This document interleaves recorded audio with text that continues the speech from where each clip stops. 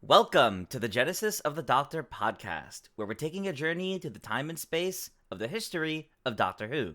I'm Tris, And I'm Joy.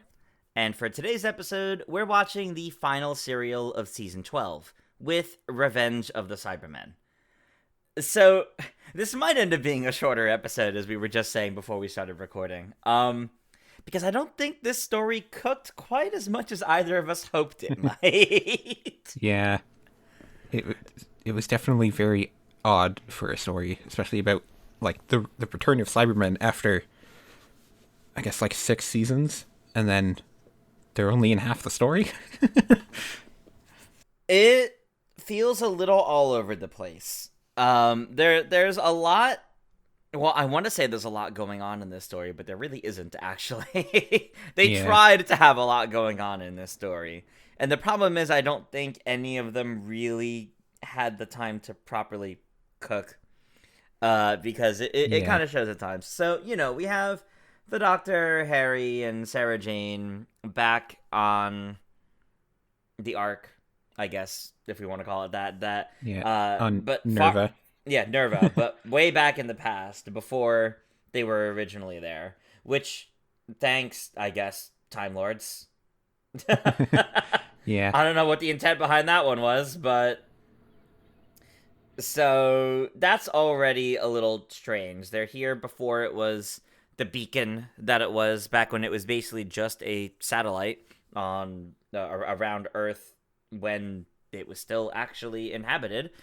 Um, then you have this whole nonsense of a plague, and it turns out, yeah. oh, it's not really a plague. It's everyone getting poisoned by a cybermat. And it's the weirdest Cybermat design you've ever seen. It It's like a really giant is. snake instead of like the tiny little thing that it normally is. It really is like a weird giant snake, and it almost looks like it looks like someone in like a puppet sleeve controlling it too. Is the funny thing. Yeah. So it's really weird. Cybermets are supposed to be things that they use to like infiltrate places, and this one's just way too big to infiltrate. It's way too big, and allegedly the scientist was controlling it, which Yeah, also doesn't really make sense. yeah. I will say, apparently, this is the final time we see Cybermets in Classic Who. They don't Ah, return okay. until the James Corden episode Ah, in yes, from 11th Matt Doctor's Smith, era. Series 6. Yeah, that's fair. That's That's fair. when they show up next. Little silver rats.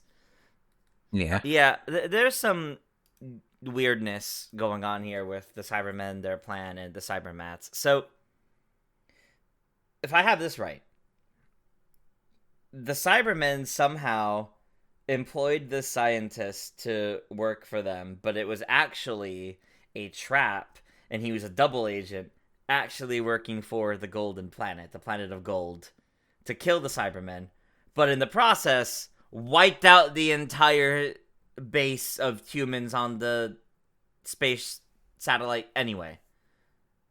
yeah. Very weird for them to like. First, you find out Kelman the traitor is working for Cybermen. Then you realize, no, he's actually not. He's actually working for the Vogans. But like, he still killed everybody. Like, he still killed everybody, And then and yeah. he gets just like a completely unceremonious death where Harry Sullivan just like kills him with a rock slide. And just okay, it's just over now. And then they barely mention it again. They're just like, they even like joke about it. Harry was like, "Oh, he's dead, by the way." Like, in a Yeah. humorous little skit. Apparently, in the original script, this like Vogan was a much smaller part of the plot. Okay. Like there was a satellite or there was an asteroid, but it was just like not what the main focus of the story was about. Hmm. So then it gets very weird because I guess the script editor just wanted to really make that into a much bigger thing. And I then mean, it didn't really work, I don't think. I like the idea of a planet made of gold is like what a Cyberman really fears, because at this point in time, gold is like the main weakness to the Cybermen. I Yeah. think, like, logically, that makes sense. But then you have, like, all these plots of what's going on this planet of gold and what the indigenous people are trying to do. They're in like a civil war over what they want to do to survive, and it's kind of messy because of how much it relies on external forces to go one way or the other. Yeah.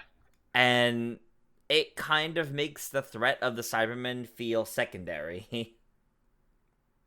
Yeah, especially because like the Cybermen don't even like kill a lot of people.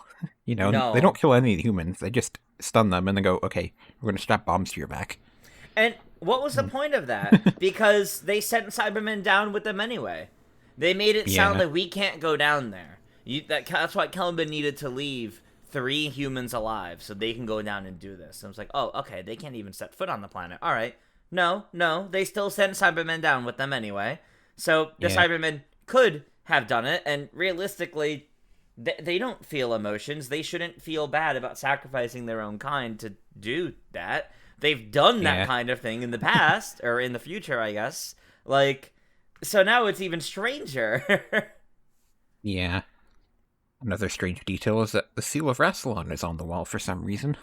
Oh, wait, where? I missed that. On Voga, on one of the walls, there was just the seal of Rassilon there, Oh, in like the council chamber, and it's the reason is because the prop designer was just the same person that will later do stuff for Gallifrey, and just like, hey, I really liked that design. I'm just gonna bring it back. that's pretty funny. But then the lore explanation is like there's two expanded universe things where one of them says that Time Lords went to Voga at some point, and then the Vogans copied it, and then another one said that Rassilon stole it from the Vogans. And you know what? I could definitely believe that one. Yeah, I could definitely believe Rassilon did that. it's just such a weird way to bring back the Cybermen. I feel because like especially and they also like the voices were just so bad. They Yeah, didn't the do voices anything to were the not good. voices. The Cybermen voices did not sound like Cybermen, but they also had like too much passion in their voice acting. Yeah, Like they apparently, sounded too emotive. The Doctor even jokingly commented on it at one point. yeah. In this one, apparently, like they actually tried having the people in the costumes doing the voices for them, and I think it's the only time they do that. Yeah, they didn't do a very good job. I'm sorry. Yeah, I did like how the Doctor was very sassy in this, though. Like the Cybermen say, like this time we're going to destroy Voga, and he said, "Oh, really?" And then, oh, please don't call me human. Stuff like that. The Doctor had good lines. Yeah, he definitely had some good lines. There was also the really funny moment of when they're trying to subdue him and Sarah Jane, and they grab her pretty easily, but then they're like massaging his shoulders as they're pushing him down, and he's just like, Yeah. all right, you made your point." Very And then silly. there's also I think my idea is better. And what's your idea? I don't know yet. That's the trouble I with don't have an ideas. idea. I just Yeah, know yours isn't good. yeah. No, he was definitely the star of the show. Shocking, I Yeah. know, but I do think Tom Baker was the best part of the story. I think the way he handled being the Doctor, his funny quips, his way of handling the entire situation, um, yelling Harry Sullivan is an imbecile before passing out, Yeah. losing consciousness, was also hilarious. He had a lot of really great moments. I also liked Unfortunately, oh yeah, go ahead. I liked when like he kills the Cybermen using the Cybermet, and then he wants to like give a speech about it, and then Sarah Jane's like, "No, we have to run." Yeah, that was great actually. She was like, "We don't have time for this, Doctor." Yeah. That felt very modern. That felt very modern. Yeah. um, I do think though, unfortunately, while Tom Baker was the star, I do think this was fairly weak for Sarah Jane and Harry personally. Yeah. I think they tried giving both of them a lot to do by like giving them like whole focused moments, but all Harry really did in his moments was bumble around, and all Sarah Jane really got to do was warp back to Nerva and accidentally spoil the plans to the Cybermen because she said too much. Yeah. That's really all she got to do. She got She bitten just by got the to get Cybermen. captured. Yeah, like they didn't Got really do a captured lot. multiple times in the story. Yeah, That's her role. it's just a bit unfortunate, I think, because I think, dare I say, the other two humans, not the soldiers, I should say, they actually had a lot more to do with the doctor, with the Yeah. bomb strapped to them and everything. I think they had more to do than the companions, to be honest, and that's a bit of a shame. Yeah. Also, the oh god, why do I keep forgetting what they're called? The Vogrons? Yeah, Vogans. Yeah, yes, the Vogans. Uh, I don't know if it's just me, but their suits, their costumes look modified from the Draconians. Like or at least like the Yeah, main maybe. ones that we saw. Maybe that's why we never had Draconians again. But like they have like the big foreheads. Like it to me looks like their suits are modified versions of the Draconians. They're probably not, but that's just how it felt to me. Yeah. I can't say I liked their design all that much because it's just like weird giant eyes. Yeah, It's that's really all they fair. did. And Their conflict also wasn't really well thought out. yeah, they were trying to do a bit too much with like the lore of the planet, I feel, in hmm not enough time. It's like, well, we trapped ourselves underground so nobody knew that we were alive, and then they're fighting over that, and like they're like the third most important story in the episode. You don't have Yeah, time for this. I definitely think it would have benefited of if we had an entire story set on that planet with them, and then Yeah, from there they warp like the ending is the Doctor and companions warp to the space station, and then they deal with the Cybermen in the next story afterwards. And how they're able to win is, oh well, they were given gold before they left, kind of thing. yeah, I think that probably would have come together a lot better. Uh, because the way it comes together here just feels kind of messy. Unfortunately, it's like you said, it's not a very good return for the Cybermen. yeah.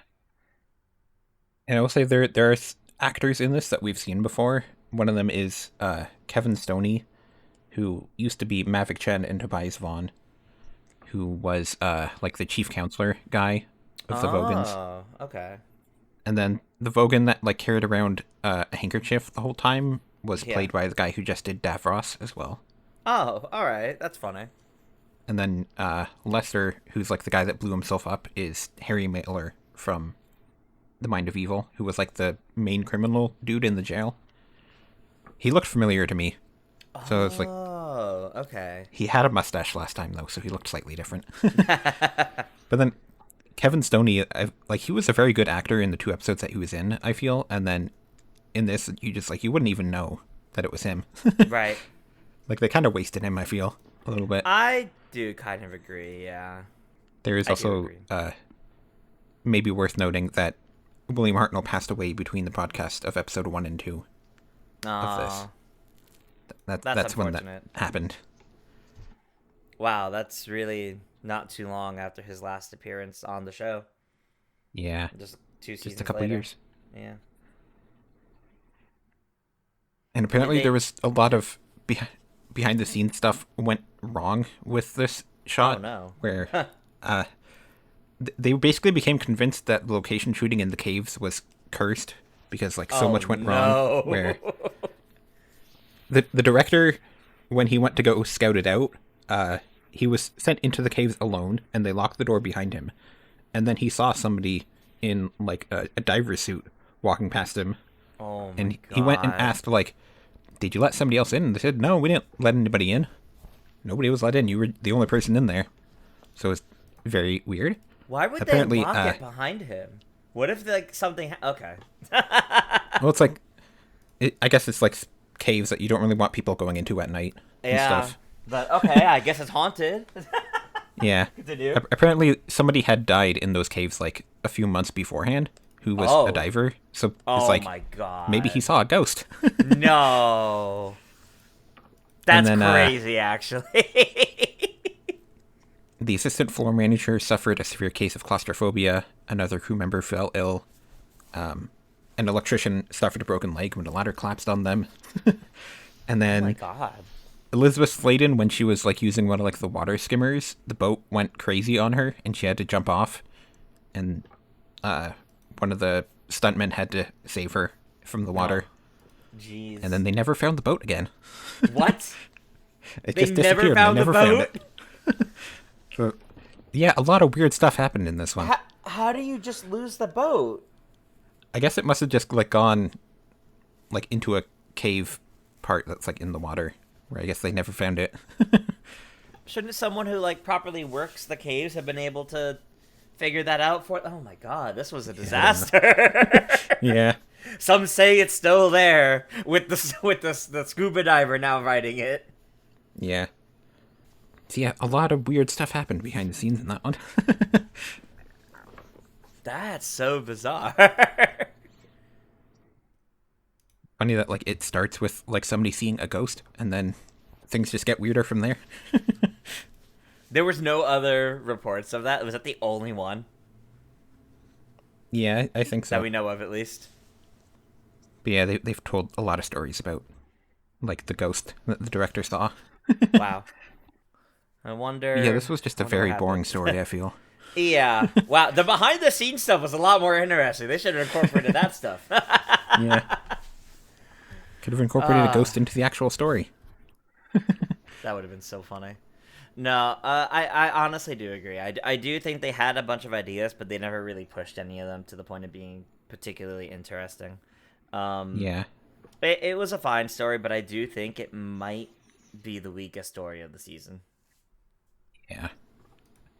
I will say that they're like the early version of this story where Vogan or Voga wasn't really much of a part of the plot is a Big Finish story now. So I'm kind of interested in checking that out. Just because I feel like it would probably be a better story without Voga. Yeah. You get more of a focus on the Cybermen, and they actually get to do more and present more of a threat. I think that's called Return of the Cybermen, is the Big Finish story. I did like the scene, though, when Kelman is like, the doctor's knocked out, and he wants to, like, figure out who he is, and then he goes into his pockets and finds jelly babies. Finds the jelly babies and a rotten apple core. Yep. But yeah, I guess we can move on to our overall season thoughts, because I don't have much to say here. Yeah, I mean, it's kind of an unfortunate end to end on a pretty weak story, all things considered. But I mean, Yeah. we had Robot, The Ark in Space, The Sontaran Experiment, Genesis of the Daleks, and Revenge of the Cybermen. I will say, I think it's a little hard to follow up Genesis of the Daleks. Yeah. It was a little hard to follow up that one. Like, there was a lot of really good stuff in that story. So, it doesn't really surprise me. And you could tell they tried to make it like a good follow-up to the Daleks because, you know, bringing back the Cybermen after so long. But just so Yeah. much didn't really hold up for it. Yeah. I definitely liked most of the season. I would say Revenge of the Cybermen is really the only one that I didn't like. Like, I think all the other 4 stories were all very strong in their own ways. Ark in Space I really loved as well. Yeah, I really liked Ark in Space and Genesis of the Daleks. Robot has a soft spot in my heart. It's one of the first classic Doctor Who episodes I ever saw back in the day too. So Yeah. Robot holds a special place in my heart. I think it's also just a fun story with like the Brigadier and introducing both this Doctor and Harry. Like I really do like a lot of aspects of it. I do think Sontaran Experiment was probably one of the other weak stories here, but it was only 2 episodes, so I'm not Yeah. too bothered by that. I didn't go into it with high hopes, and then, Yeah. you know, it was good enough. Yeah. And I liked the idea of there's more of a season-long plot going on in this season as well. It's not really something they've done in Classic Who yet. Yeah, and it's not even like anything like big and complex. It's kind of just making them feel directly connected as they continue on through the stories, which is quite nice. Yeah. You just make them lose the TARDIS, and then it's about getting back to the TARDIS. Mm-hmm. It's a neat little plot there. I know they don't officially have like season long plots a lot, like Hmm. a lot in Classic Who, even going forward. I know there's like two, I think, where there's officially like a season long plot after this, but yeah, they tried it, and I liked that they tried it here. Yeah, yeah, I guess it unfortunately does mean if you want to watch like the stories, you do kind of have to watch Revenge of the Cybermen. you do. You have to know how they get back to the TARDIS. You do have to know, and I have to say, it really does just come in at the nick of time right at the end. It Yeah, unfortunately does kind of have that rushed ending feel that we do get a yeah, lot of in Classic Who, where they don't really know how to write the ending, so it's like this quick, like 1 minute thing. yeah. I did kind of like how the Fourth Doctor just did the thing that like the Second Doctor always did, and they just run off before talking to Yep, anybody. yep. But I do think in this case that with how much they were building up the plot on that planet, you needed to do a little bit more there. Also, Yeah, the fact that there is only one person left alive from this entire space station. yeah. I will say that apparently, Terror of the Zygons was supposed to be the finale for this season, and then Okay. they just had to push it to the start of next season, Hmm. which I guess is why it's still sort of connected because they get the message from the Brigadier Yeah. saying we That's have to go back to Earth. also that'll also be the end of Harry, right? He comes back for another story later in season 13, but Okay. that's when he leaves the TARDIS. Gotcha. Gotcha. Terror of the Zygons will also be the final Brigadier story as well. As a Well, the recurring final, character at least. He does come yeah, back as a at times in recurring. the future, but Yeah, he gets guest appearances later in Classic Who, but hmm, this is when he stops being a regular character, unfortunate. which is a But little weird because like understandable. Unit actually shows up later in the season, but I guess Nicholas Courtney just didn't want to come back. Maybe he felt it was time to move on, and then he comes back as a guest later on because he misses it or something. Realized how special Yeah, it was. yeah, because he does the Five Doctors and he does like there's I think a couple stories where it's just the Brigadier specifically showing up. Hmm. I know he's also in a story with the Seventh Doctor I think near the end. Yeah, I think he has like a Sixth Doctor or a Fifth Doctor one and a Seventh Doctor one, Hmm. I believe. Yeah, that's fair. He does meet like the most amount of doctors on screen. Yeah.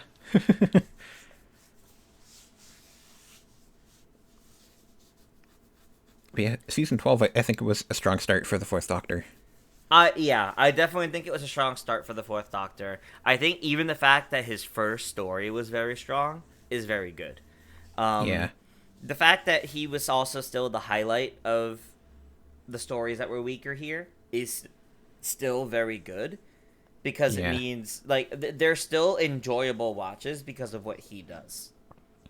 yeah. I also, I forgot to mention like before, but I liked how the TARDIS is in the intro now, Yes, which is it definitely is better. funny. It's definitely better than having it be shaped around John Pertwee. It's to just have the TARDIS there instead. Like we get Tom Baker's face there, but it's not like, the vortex is shaped around the person's body. It's just ironic to shape it around the TARDIS for starting with the season where the TARDIS is least present. Yeah, that is funny. Yeah, it's But it's reminiscent a lot of Modern Who mhm, intro sequences now. it is. And that kind of goes for a lot of these stories too. A lot of these stories are really starting to feel like they could have been modern Who stories. Like we said that a Yeah, bit for a few of the Third Doctor stories, but I think we're starting to reach the point where like most stories feel like they could definitely have been adapted in the modern era and told very similarly. yeah. I know the Philip Hinchcliffe era of Doctor Who is very popular, Mhm. including among like Modern Who writers. Mhm. So That makes that's sense. season 12 to 14 is what he handles. That makes sense. Well, we had a good, actually great start from Tom Baker, and I am very excited to see his next full season. Now that at this point he's full season in, even more comfortable in the role. Although Yeah, we say that, but he's also the dot that sticks around the longest, so we'll have yeah. plenty of time with him. Unfortunately, we're losing Harry though. And Yeah. I know Tom Baker and Ian Marter became very good friends, so it kind of sucks.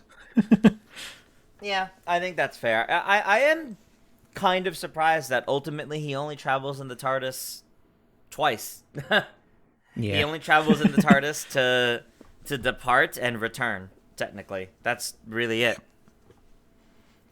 yeah, it's very funny.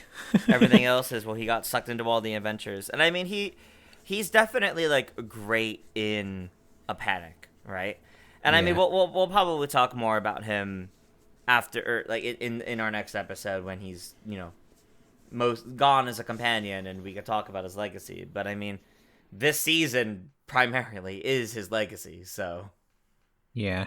And I just love his like dynamic with Sarah, where she's just frustrated by him so much. He calls it's her old pretty girl all the good. time, and she hates it. She's not fond of his mannerisms and how highly he thinks of himself. Yeah, it's a great dynamic to have two companions like that. Yeah, it We're like really is. they respect each other, but they don't exactly like each other that much. Hmm. It makes it good fun. Yeah, Well, I think that mostly covers everything we had to say on Revenge of the Cybermen in season 12. But once again, there has been some bit of news. If you want yeah, to start going over that, I mean, we just recently had Doctor Who Day, after all. yeah. As of recording, So we recently had it. Sophie Aldred has also started up her own podcast. It's not really Doctor Who themed, but it's called Sophie Aldred's Ace Odyssey. So obviously, she named it after Ace from Doctor Who. In episode one, she had Sylvester McCoy with her, and then also a Big Finish writer. Basically, all she's doing is interviewing them, though, so that's what it's about. Oh, okay, okay. But it's a little interesting because like she has it themed where like she's on a spaceship, and then like there's like a bunch of lore essentially of like why she's there, and like she uses a time scoop to grab Sylvester McCoy, and that's what happens. So it's like funnily like sci-fi themed interviews essentially. It's It's a thing very you could only silly. really do as audio only. It's very silly, but I mean, it's not a bad thing. It's not a bad Yeah, thing. And I mean, I'm curious to know if like any Doctor Who behind the scenes stuff like comes out from all this. It could be fun, especially like if she ends up talking about or interviewing anyone from like more modern stuff and people coming back to Doctor Who and all that. But yeah, I think yeah, it should be fun at least, which is a good thing. yeah. I listened to episode one and just yeah, she just interviews Sylvester McCoy for most of it, and then there's a Big Finish writer towards the end. Okay. I didn't know Sylvester McCoy like I think he said that like, he trained to be a priest when he was younger, which is very That's funny. fascinating. And then eventually, like later on in life, he became an actor, which is just very funny to think about. That like Sylvester McCoy could have been a priest. I don't know if it was a priest specifically, but it was like some religious thing, and it's just funny to think about because That is he doesn't pretty really funny. seem super religious just from like his role of as a doctor. I would say he's a bit too quirky for that.